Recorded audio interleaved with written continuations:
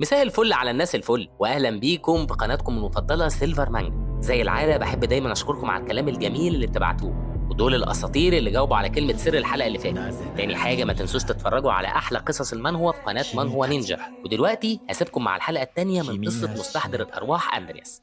في الحلقه اللي فاتت شفنا اندرياس الساحر اللي عنده القدره على استحضار الارواح وازاي بيحولها لزومبي وهو بيدافع عن البشر ضد غيلان الاورتس. ورجعنا بالزمن لورا عشان نعرف ان اندرياس هو شخصيه في لعبه كمبيوتر، والشخص اللي بيلعب اللعبه ده هو ماكوتو كانشيرو، الشخص اللي بيرتبط بجسم اندرياس جوه اللعبه، وكده بيكون هو واندرياس واحد. وبنشوف اندرياس او ماكوتو بيحاول يطور نفسه وقدراته عشان يقدر يتحول لبطل وينهي اللعبه من غير ما يموت. وقفنا عند اندرياس وهو بيفكر في طريقه يجمع بيها فلوس عشان يطور قدراته في صنع الجرعات السحريه، ويقرر انه يزور اخته الصغيره ويطلب منها فلوس. يا ترى ايه هيحصل في الحلقه دي؟ تعالوا نشوف مع بعض. بنشوف اندرياس مسافر للعاصمه رودلين، المدينه اللي فيها اخته، وبيقول اندرياس لازم المطعم يكون هنا. وجوه المطعم بتقول اخته انت وصلت يا اندرياس؟ بعت لك رسائل كتير بس ما كنتش بترد عليهم، يا ترى ليه؟ بيقول اندرياس انا اسف يا ايمي اني بخليكي تشتغلي رغم انك في بيت الكونت. بتقول ايمي انت مش من عادتك انك تعتذر، بس هي مش غلطتك على كل حال. وبيظهر تعبير متخلف على وش اندرياس، فبتقول ايمي وهي بتضحك ايه التعبير الغريب اللي على وشك ده؟ انت محتاج فلوس تاني؟ انا عامله حسابي محوشه لك مبلغ كده. وبتدي له ظرف مقفول وبتقول له ما تصرفوش في حاجه فارغه، اتفقنا؟ بيقول بطلنا شكرا يا ايمي، اوعدك اني بجد هرجعهم. بتقول له ايمي بصدمه فين الخاتم بتاعك؟ بيقول لها اندرياس بتوتر الخاتم المنقوش، خلعته يعني عشان ما يضيعش. بتقول له ايمي بس انت بتحافظ عليه صح؟ بيقول بطلنا لنفسه ما ينفعش اقول لها الحقيقه. بتقول له ايمي ما عملتش كده صح؟ مهما حصل كان لازم تحافظ عليه. بيرد اندرياس انا اسف. بتخبط ايمي على الترابيزه جامد وبتقول بغضب اطلع بره، مش عاوز اشوفك تاني. بيقول اندرياس استني بس. بتقف ايمي وبتقول وهي بتبعد ما تجيش هنا تاني ومش عاوزاك ترد الفلوس. بيقول لها اندرياس هرجعهم. بيقول في سره لازم كان ليه قيمه كبيره قوي عندها، انا اول مره اشوف ايمي بالعصبيه دي، ايه الشعور الوحش ده؟ لازم ارجع الخاتم باسرع ما يمكن. بيفتكر حياته بره اللعبه وهو بشخصيه ماكوتو، وبيقول ايه معنى الحياه وانت كل اللي بتعمله انك تعيش؟ انا ما كنتش مبسوط لما عشت لوحدي هناك برضه. وبيرجع بطلنا لشخصيه اندرياس تاني وبيقول لازم اعيش باللي عندي، انا هقبل عرض لوسيا. في الايام اللي بعد كده بيكمل اندرياس ولوسيا تجاربهم على تحضير الجرعات، وفي اوقات الراحه بتنام لوسيا وبيرجع هو يتمرن. بيقول بطلنا التدريب في اوقات فراغي وبعدين اني ارجع اكمل التجارب حاجه مرهقه جدا، بس احيانا بنبدل الاماكن وبتساعدنا اشتغل بشكل اسرع. هو انا ليه حاسس ان انا الوحيد اللي بيشتغل هنا؟ بتقول له لوسيا يتهيأ بس. بيقول بطلنا بغيظ اوف دايما تستفزني. بتقول له لوسيا قلل كميه المطراتا وزود جوهر شجره تودورو. بيقول لها بطلنا فهمت ماشي. وبيكمل في سره احساسها دقيق قوي واحيانا بتنشن على الحل بالظبط. وبنشوف اندرياس وهو بيطحن مكونات الجرعه وبيقول في سره انا بعمل كده عشان الفلوس، بس شغلنا مع بعض هو احسن حل فعلا. بيخلط دمج الخليط وبيبدا يقطره في كاس ازاز نقطه نقطه، وبيبدا الخليط ينور بلون بنفسجي وبتظهر شاشه النظام ومكتوب عليها انه نجح في عمل جرعه زياده القوه الجسديه من النوع المتوسط. بيضحك بطلنا فبتقول له لوسيا ايه اللي حصل؟ فشلت تاني صح؟ بيقول اندرياس انا نجحت. انا عارف ان ده مفاجئ بس تقرير تجارب جرعات الشفاء بينتهي هنا. وبتظهر شاشه النظام ومكتوب ان اندرياس حصل على موهبه صنع الجرعات من النوع العادي. بيقول بطلنا في سره انا كسبت موهبه جديده. على شاشه النظام بيكون مكتوب موهبه اندرياس كرومويل احتماليه تطوير صنع الجرعات 32%، عاوز تطورها؟ بيقول اندرياس يعني ايه الكلام ده؟ بيتكتب على شاشه النظام اكتملت الشروط وتم رصد هدف قابل للتطوير انجيلا لوسيفر احتماليه التنشيط 55%. بيقول اندرياس انا كده كمان اقدر اطور القدرات، ده معناه ان اقدر اطور اي حاجه لو استوفيت الشروط. 32% من القيمه دي اقل من احتماليه تنشيط مصاصه الدماء، ممتاز مفيش اي اثار جانبيه. بتقول لوسيا دي ممكن تستخدم بشكل يومي، خلينا نقدم طلب للجنه اختبار الجرعه. بيقول اندرياس هسيب الجزء ده عليكي بما اني قمت بالشغل كله لوحدي. بتقول له لوسيا انا صحيح هبقى مشغوله بامتحانات نص السنه من اول بكره، بس بما انك سهلت الشغل عليا هعمل كده عشان. بيقول اندرياس بغيظ سهلت؟ يعني انت كنت بتكسري عن قصد؟ بتظهر شاشة النظام وفيها انه جاري تطويل انجيلا لوسيفر والوقت الباقي 14 يوم و21 ساعة و33 دقيقة. في نفس الوقت بنشوف انجيلا مرمية في زنزانتها في ضعف وتقول اندرياس انت عملت فيا ايه؟ جسمي كله بيوجعني بس حاسة بحاجة تانية ورا الوجع ده. وبنروح للقطر اللي فيه طلاب الأكاديمية وصوت بيقول لهم لما نوصل لمكان تقييم امتحانات نص السنة يا ريت تتجمعوا كلكم عشان نشرح لكم طريقة التقييم. بيقول أندرياس في سره أكيد لوسي هتعدي الاختبار الأول بسهولة، بعد كده البرج السحري اللي بيتم فيه آخر جزء. أنا اتمرنت كتير عشان كده زادت مهارة المبارزة والاستحضار عندي بشكل كبير، ده كويس طالما هعدي امتحان نص السنة. وتطوير مصاصة الدماء قرب يخلص وهبدأ أفحصها. ولو قدمت حجه لما ارجع مفيش مشكله لو فحصتها. بتقرب بنت شقره وبتقول: هاي دين، تفتكر امتحانات نص السنه هتكون عن ايه؟ بتقول دين: ايه؟ بترد البنت الشقره: المهمه واعضاء الفريق هيكونوا عشوائيين صح؟ لو حظك حلو هيبقى الموضوع سهل جدا. بتقول دين: مهما كانت المجموعه اللي انا فيها مش مهم. بتقول البنت الشقره: انت طالبه مثاليه حقيقي، بس الموضوع مش بالسهوله دي. وبتشاور على اندرياس وبتقول: افرضي بقيتي في مجموعته. بتصدم دين بكلام صاحبتها وبتسكت، وبيسمع الطلاب صوت المشرف بيقول: بعد دقيقه هنوصل لمحطه تدريب ارض الاورك. وبيقف القطر بعد دقيقه واحده وبينادي المشرف: كله ينزل. بيتجمع الطلاب ويبدا المشرف يتكلم ويقول: زي ما قلنا قبل كده في اختبارات نص السنه هتبقى مهمه عشوائيه واعضاء الفريق عشوائيين. كل مجموعه هتتكون من 3 طلاب من قسم المحاربين وطالب واحد من قسم الصحراء ومشرف. قدامكم مهله اليوم الاثنين تخلصوا المهمه. حظ سعيد للكل. ودلوقتي هنعلن عن المجموعات كلها. بيبص اندرياس من مجموعته وبيقول في سره: يا نهار اسود، الاكاديميه مليانه اشرار غيري انا وتشارون، ومعانا 2 كمان منهم في مجموعتي. الاول اللي حارب في الطائفه المتعصبه واسمه هازر جابري، والتاني هي القاتله العشوائيه للاكاديميه فيفيان بلينكز المجنونه. هو انا ليه معاهم في مجموعه واحده؟ يا دي الحظ الزفت. بينادي حد على اندرياس وبيقول له: هاي، شفت القايمه؟ انا معاك في المجموعه واسمي كريستوفر. بيتردد بطلنا وبيقول: فرصه سعيده. بيقول كريستوفر: شكلك بتتمرن زي المحاربين مع انك ساحر. انا قرفان منك، ما توقفش في طريقي. وبيتكلم حد وبيقول: اهلا، انا اسمي هازر جابري، واعتقد ان وضعي كمحارب مش لطيف، ده هيسبب مشكله كبيره. بيفكر بطلنا وبيقول: هو ده المحارب؟ وبيكون في بنت بشعر اخضر وعينين رمادي وبتقول: وانا فيفيان. بيتكلم كريستوفر وهو متعصب وبيقول: انت قصدك اني مش اجتماعي؟ انت عاوزني اسيب ساحر يقلد المحاربين براحته؟ بيقول هازر: انا ما عنديش مشكله طالما الكل هيعمل مجهود بدني بسيط. بيقول اندرياس في سره: ما تتخنقوش بقى يا اغبياء، ومش دول المشكله الوحيده في المجموعه. ليه المشرفه بتاعتنا كده شكلها عامل زي البلطجيه؟ دي اوحش مجموعه موجوده. بيقول المشرف: اول ما اعضاء المجموعات يتجمعوا ممكن يبداوا مهمتهم، حاولوا ترجعوا كلكم احياء. بيقول اندرياس في سره: ارجع حي مع مجموعه زي دي؟ وجوه القطر اللي بيتحرك ناحيه منطقه المهمه وجواه طبعا اندرياس وفريقه، بتقول المشرفه بتاعت الفريق: انا هقدم لكم نفسي رسميا، انا ايفي سانت كلير مشرفه الفريق التاسع، ودي المهمه اللي فريقنا مكلف بيها. وبترفع ورقه مكتوب عليها المهمه وبتقول: مهمتنا التحقيق في قريه في مقاطعه البارون بالوريك، في اشاعات ان عمده قريه ثريم اتقتل. احنا بعتنا محقق من اسبوعين بس اختفى، عشان كده مطلوب مننا نعمل تحريات من طرف نقابه المرتزقه. بيقول بطلنا لنفسه: دي عدوانيه جدا بالنسبه للعبه، وبنعرف ان ايفي هي من المرشحين انها تبقى من اصغر اسياد الهاله في المستقبل، وده كله اللي معروف عنها من المعلومات فقط. بيقول بطلنا لنفسه: مهاراتها حقيقيه مفيش شك، بس انا خايف من ان شخصيتها هتسبب مشاكل. بتقول ايفي بتريقه على اندرياس: انا سمعت ان راس الطحلب ده في الفتره الاخيره حاول يلعب دور الفارس. ساحر زيك دي تبقى مهزله، انت تعرف تلعب ضغط اصلا؟ بيرد بطلنا: مش محتاج اسمع كلام زي ده من حد بيمضغ لحم مدخن عشان يحافظ على هدوءه. بتقول له ايفي: ما انا ما اقدرش ادخن هنا، تحب ان امضغك انت بدل اللحمه؟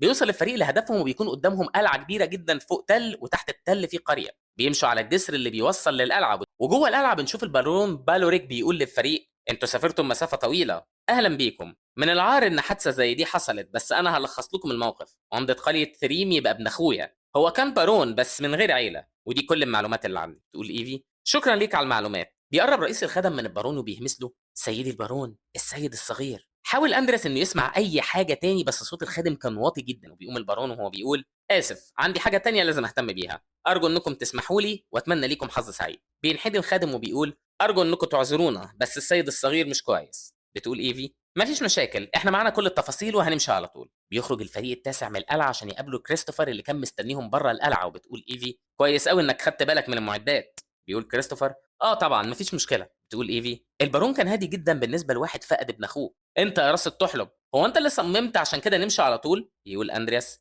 فعلا في اكتر من حاجه مريبه لفتت نظري، خصوصا موضوع اختفاء المحقق واللي فقدوا الاتصال بيه، كان شكلها قصه متلفقه كده. وكمان حاجه غريبه تاني، انهم بعتوا محقق واحد بس على الرغم من انه مر شهر كامل. بس اكتر حاجه مريبه هي تصرفات الخادم. بيفتكر بطلنا كلام الخادم المتناقض وهو بيقول: لو مشيتوا دلوقتي هتلحقوا توصلوا قبل الضلمه. مره تانية لما قال: اعتقد انه من الاحسن ترتاحوا هنا الليله وتمشوا الصبح. وساعتها بتقول له ايفي: انا مقدره اهتمامك، شكرا ليك، بس لازم نمشي، شغلنا اهم حاجه. بيقول اندرياس: لما رفضنا نبات في القصر وشه ظهر عليه الاحباط كأن خطته فشلت. فوق ده شكلهم كان مريب جدا، حركاتهم ونفسهم وسلوكهم وحتى اقل لمسه ليهم كان من الواضح جدا ان هم مخبيين حاجه. بتقول ايفي: تمام، دلوقتي يلا بينا عشان نلحق نروح قريه ثريما على طول. وبيركبوا العربيه واللي بتنطلق بسرعه. جوه العربيه بيقول كريستوفر: مش المفروض اول ما نوصل نشوف مكان نقضي فيه الليل؟ بتقول ايفي: لا، التحقيق له الاولويه، خلينا نبدا بقلعه العمده الاول، والموضوع كله مريب اصلا، بس كل اللي هنقدر عليه اننا نحقق فيه بشكل مباشر. يمسك اندرياس صدره وهو مستغرب ويقول لنفسه: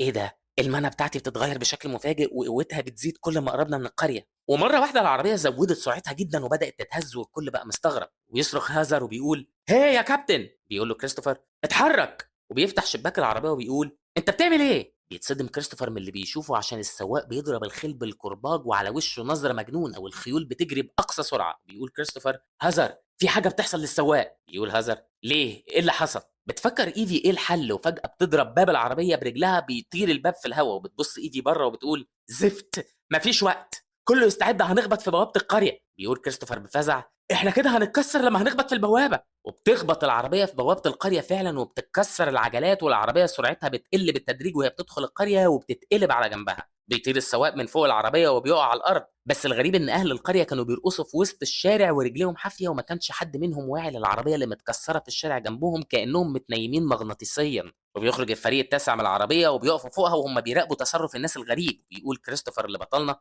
انت يا براس كبيره، هو ايه اللي بيحصل هنا؟ هم الفلاحين مالهم؟ المفروض ساحر زيك اللي يفهم في الحاجات دي. بيفكر اندرياس: اللي بيحصل ده حاجه اكبر من مجرد خلل في المانا، معنى ان المانا بتاعتي بتتفاعل مع المانا اللي في الجو هنا هو ان ده سحر اسود. وبيمر من جنب العربيه المكسوره طفل وهو بيرقص زي باقي اهل القريه، فبتنقض عليه فيفيان وبتثبته على الارض، وبالطفل بيحاول المقاومه. وبتقول فيفيان لنفسها: دي مش مقاومه طفل عادي. بيمسك هازر رجله اللي بتكون مسلوخه من تحت وبيقول: طبيعي ان ده يكون منظر رجله طالما بيرقص طول النهار حافي، زي ما انا فكرت ان دي لعنه، كده في صله بين مهمتنا وبين اللعنه دي، صح؟ بيقول كريستوفر: العمده اختفى من شهر، ولو هم كانوا بيرقصوا طول المده ده كان زمانهم ماتوا من التعب من وقت طويل. بيقول اندرياس: واضح ان في شخص بياخد باله منهم عشان كده محدش بيموت. بيبص له كريستوفر وهو ساكت بنظره شك. بتقول ايفي: احنا غالبا اتحطينا في وسط مشكله كبيره. بيقول بطلنا لنفسه: اندرياس ما ماتش هنا في اللعبه، لو كنا قبلنا دعوه الخادم وفضلنا جوه القلعه البارون كان ساعتها هيداري الموضوع ده، بس عشان احنا مشينا على طول وجينا هنا فالموضوع اتغير.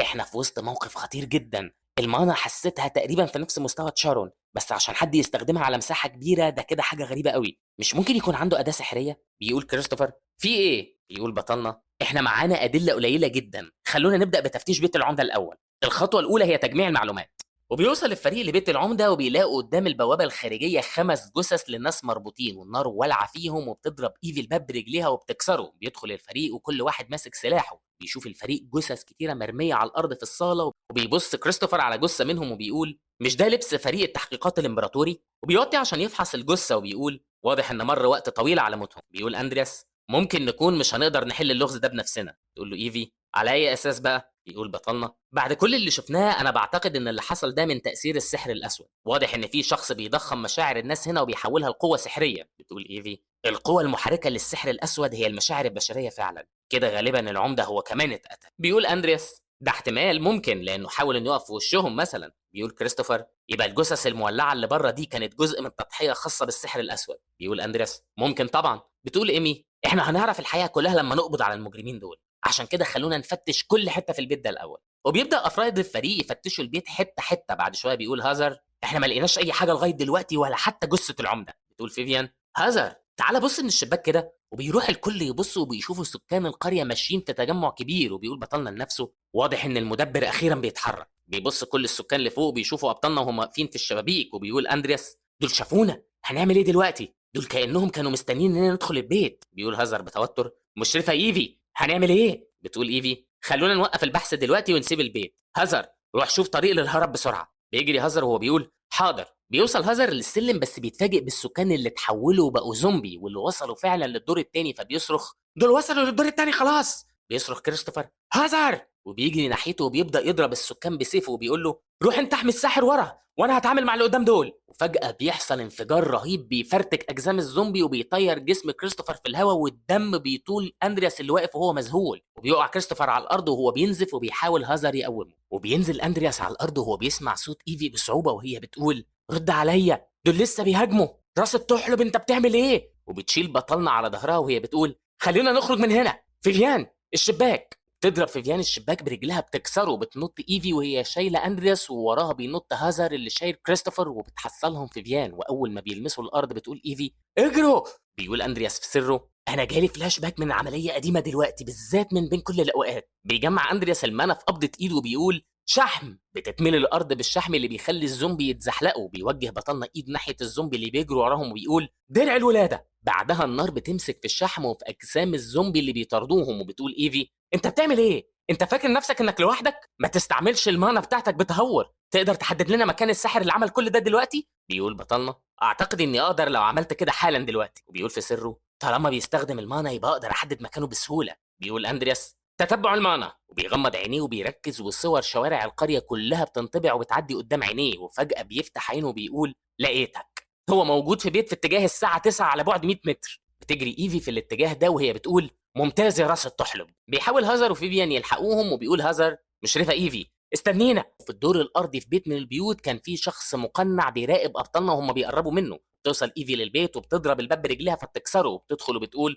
واضح إننا ماشيين صح، ده ممكن يكون مخبأ الساحر الأسود. وفجأة بيظهر حاجز سحري مكان باب البيت المكسور عشان يسد الطريق ويعزل أندرياس اللي لسه بره عن إيفي. بيقرب أندرياس من الحاجز وبيفحصه، وبتقول إيفي: ده فخ، إحنا اتحبسنا هنا. بتسمع إيفي صوت بيقول: أختي. بتبص إيفي عشان تلاقي جثة بتقوم من الموت، وبتقول الجثة: ده بيوجع. وبره البيت بيكون أندرياس بيحاول إنه يلغي الحاجز السحري ده بس بيفشل، وبيقول: ده أعلى من قدراتي. بيسمع أندرياس صوت غريب عمال يقول: ضعفة ضعفة. بيقول أندرياس: إيه الصوت ده؟ بيكرر الصوت كلمة ضعفة أكتر من مرة، وبعد كده بيقول الصوت: زي العتة لما تشوف النار. بيبص بطلنا للسما عشان يشوف قبة سحرية بنور بنفسجي بتنتشر عشان تغطي القرية كلها، وبيقول الصوت الغامض: مفيش داعي للاستعجال، السيد مجهز كل حاجة، اركعوا باسم سلوث. بيقف أندرياس مصدوم وبيقول: ايه اللي خلى الاسم ده يظهر دلوقتي؟ وبيظهر شرح مختصر للعبة بيوضح ان اسم اللعبة هو الخطيئة العظمى او بيكاتا. بيظهر صندوق ذهبي كبير ومقفول، وبيكمل الشرح ان سلوث هو خطيئة الكسل، وهو اول الخطايا اللي تم فصلها عن الجسم الرئيسي المدمر، ولو جمعتهم كلهم هتقدر تستدعي الزعيم الاخير. بيقول بطلنا في سره: دي اهم الاجزاء في القصة. بيهجم 2 من الزومبي على بطلنا من ورا، بس بيقدر انه ينط في الهواء ويفلت منهم، وهو بيقول: ليه الاسم ده بيظهر دلوقتي في مكان تافه معزول زي ده ما بيظهرش اصلا في القصه الرئيسيه؟ بيفلت بطلنا من هجوم تاني من الزومبي وبيقول: انا ما اقدرش اعمل ده لوحدي، لازم اجتمع بالفريق دلوقتي. وبيجري بطلنا في اتجاه باقي الفريق، ومن وراه الزومبي برجليهم الحافيه. وبنروح لباقي اعضاء الفريق وبنشوف جثث الزومبي اللي بتطير في الهواء وهي متقطعه حتت، وفيفيان اللي عينيها بتلمع ببريق احمر من التوحش وعماله تقطع فيهم. بيقرب منهم اندرياس اللي بيقول وهو مصدوم: هازر، هي فيفيان مالها؟ بيقول هازر: اندرياس انت كويس؟ دي المره الاولى اللي اشوفها بالشكل ده. بيقول بطلنا لنفسه: صحيح، انا عارف ان ما ينفعش اطمن لمتعصب، بس اننا نسيب حليف مصاب بالشكل ده عشان ندافع عن نفسنا ما اقدرش اقول ان دي حاجه ممكن تعجبني. بيقول اندرياس: في مصيبه، المشرفه ايفي محبوسه جوه حاجز. بيقول هازر: ايه؟ وهنعمل ايه دلوقتي؟ بيسمعوا الصوت الغامض من جديد بيقول: ضعفة ضعفة. بيقول هازر وهو موجوع: الصوت ده. بيقول اندرياس: ده غالبا من السحر الاسود، هو غالبا قريب من المشرفه ايفي. بيقول هازر وهو بيجري: هي اكيد في خطر، انا هروح عندها وهسيب الباقيين ليكم. بيقول بطلنا لنفسه: صريح قوي وواضح، بس ده احسن ما نتعرض لخيانه. بيبص اندرياس على فيفيان اللي شغاله تقطيع في الزومبي وبيقول: دي حاجه مش كويسه، واضح انها اتاثرت بالسحر الاسود، اي حركه غلط وهبقى زيها على طول. وبيشوف بطلنا زومبي بيهاجم فيفيان من ظهرها، فبيقول بفزع: دي مش هتلحق تتفادى الهجوم ده. بس فيفيان بتتفادى الهجوم بالفعل بحركه رشيقه وبتطعن 2 من الزومبي بضربه واحده. وبيقول اندرياس بصدمه: دي مش بس اتفادت الهجمه، دي عملت كمان هجوم مضاد، خساره كبيره ان القوه دي تنتهي بالشكل ده. وبيظهر الساحر المقنع فوق سطح بيت قريب وهو بيقول: والعمل الوحيد اللي مش مصاب فيكم طار بعيد. بيقول له اندرياس: ما يهمنيش، انا اساسا مش مستني حاجه منه. بيقول المقنع: انت هادي بشكل مميز. بيقول له بطلنا: انا كنت بقول انها مساله وقت على ما يظهر الزعيم. بيقول له المقنع: انا مش عارف انت جايب الثقه دي منين، بس تقديرا لشجاعتك انا هعمل لك اختبار. وبيشاور بايده فبيتعلق جسم اندرياس في الفراغ. وبيقول بطلنا بصدمه: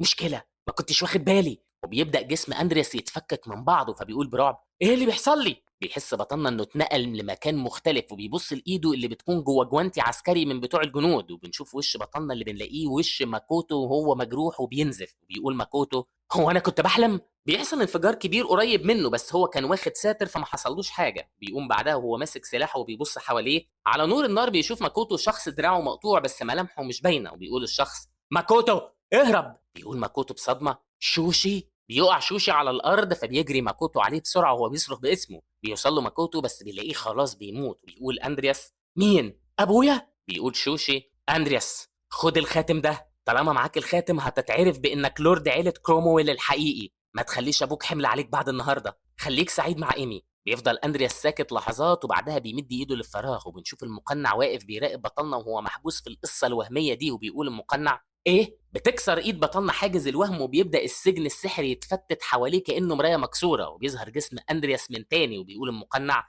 انت عملت كده ازاي؟ ازاي هربت من لعنه الكسل بتاعتي؟ بيقول اندرياس: انا زهقت. وبتظهر شاشة النظام ومكتوب فيها ماكوتو كانيشيرو وأندرياس كرومويل. تمت المزامنة بنسبة 100%. تم الحصول على مهارات ماكوتو القتالية الخاصة. بيقول أندرياس: لعنة الكسل بتاعتك دي مجرد لعبة بتستغل صدمات الشخص، ولا ممكن أقول إن مهارات الساحر ضعيفة؟ بيقول المقنع: أنت بتقول إيه؟ بيبدأ رمح أسود يتشكل في إيد المقنع اللي بيهجم على بطلنا من ظهره، بس أندرياس بيتفادى الهجمة بكل سهولة. وبيقول أندرياس: ودلوقتي هتعمل إيه؟ مستحيل إن ده ينفع مع حد زيي متدرب مع القوات الخاصة. بيقول المقنع وهو متعصب: اخرس خالص. وبيهجم تاني على بطلنا اللي بيهرب برضه من الهجمه. وبيقول اندرياس: هو مش قوي للدرجه دي، بس مش هقدر عليه من غير مهارات الاستحضار. كل حاجه هتبقى تمام، محدش هنا ممكن ياخد باله. وبينط المقنع من فوق البيت وبينزل قدام اندرياس وبيقول: انت مين بالظبط؟ بيقول له اندرياس: انا هوريك دلوقتي انا مين. وبيجمع المانا في ايده وبتظهر شاشه النظام وفيها عدد 23 جثه. مستوى المهاره مش كفايه وهيتم تنشيط 9 جثث. المستحضر المبتدئ نجح استدعاء الهياكل العظميه. وبنشوف بطلنا وهو واقف ومن وراه مجموعه من الهياكل العظميه. وبيقول المقنع بارتباك: انت مستحضر؟ هي الجماعه عارفه فعلا؟ بيقول بطلنا في سره: يبقى في فعلا جماعه للسحر الاسود، هو مش فاهم حاجه وانا هستخدم جهله عشان اهزه. وبنشوف شاشه النظام وفيها 7 هياكل عاديه وهيكلين لجنديين عاديين تم استحضارهم. بيقول اندرياس: انا مكلف من جماعه السحر الاسود اني اخد صفحه الكسل. تهجم الهياكل على المقنع. وبيقول المقنع: انت فاكر انك بشويه هياكل انك هتهزمني وتاخد مني سلوث؟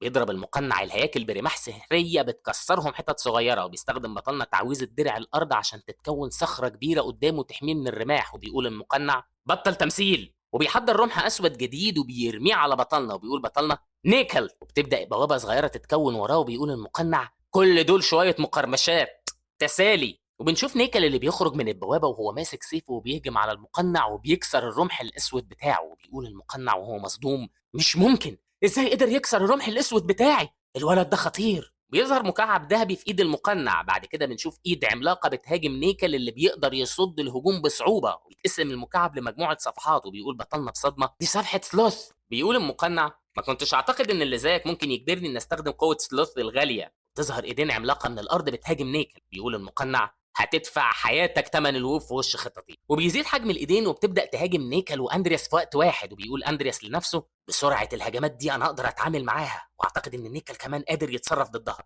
وبتفضل الهجمات تنزل على اندرياس ونيكل وهم بيهربوا منها او بيصدوها كل مره. وبيقول المقنع وهو متعصب: موتوا من غير وجع دماغ.